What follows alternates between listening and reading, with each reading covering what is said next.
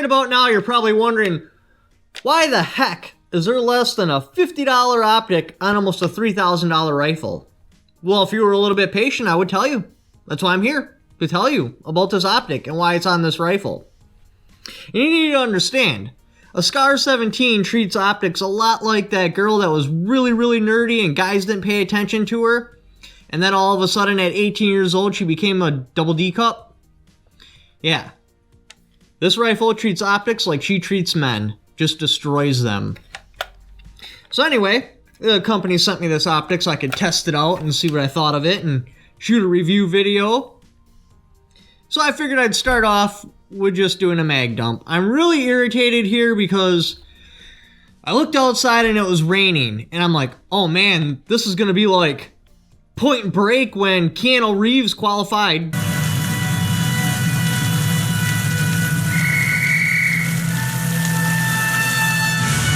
This is going to be amazing. The production quality is going to be awesome.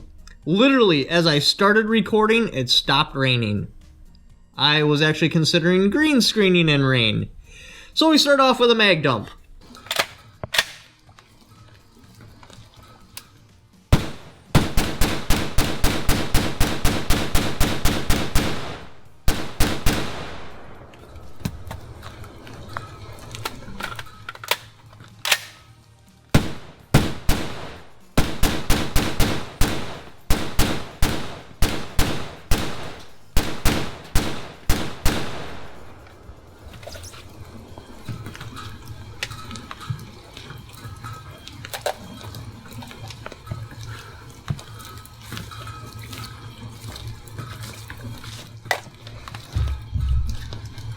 Still works.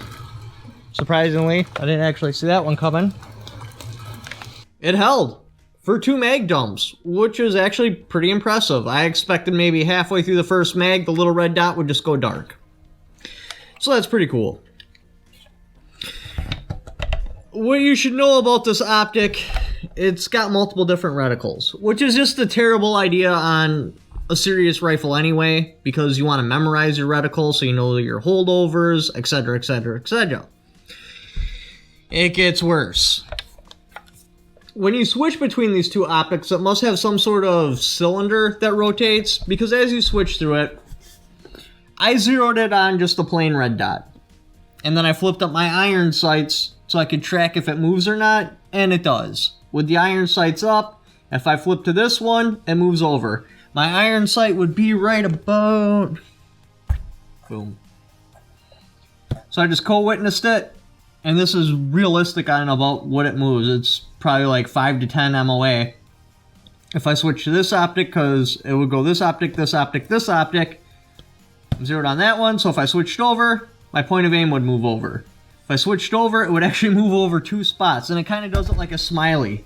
It moves over and up. So you're looking at a left or right windage change, and then you're also looking at an elevation change if you switch between your dots. But like I said, for a serious rifle, you wouldn't want to do that. You'd want to just learn your one reticle, get really good at that one reticle.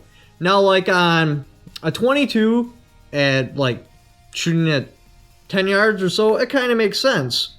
Or another place where it really makes sense is like on an airsoft gun.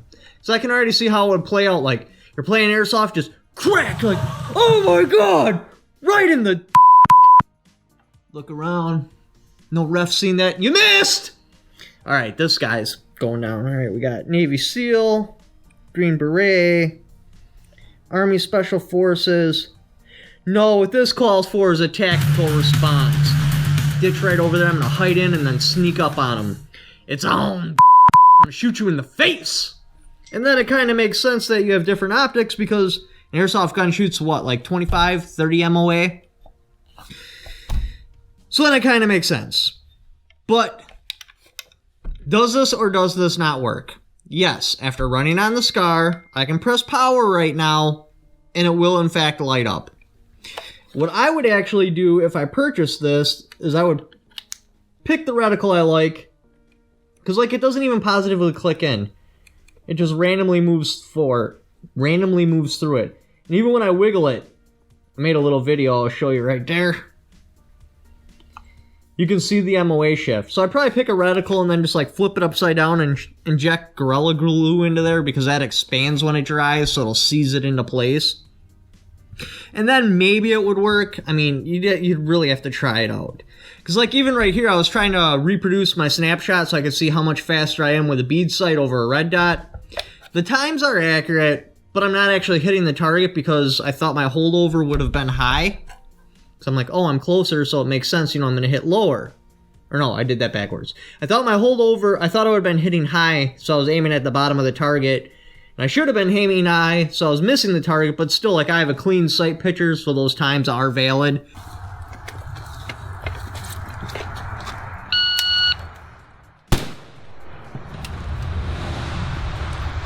.06.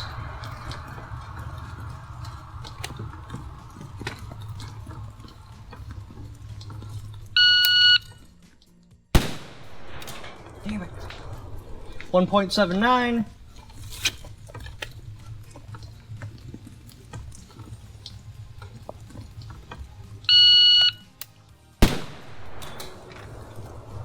.54.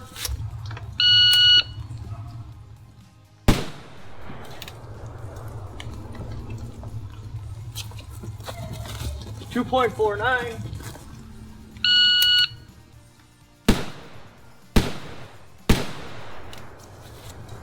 Eventually I just got frustrated. I'm like, let's find out where I'm hitting.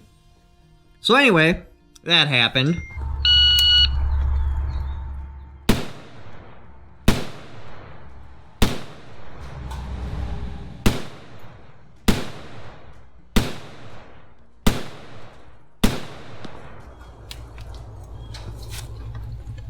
And then I was getting bored, so I was like, well, hey, we'll set up some barricades and try to run through it.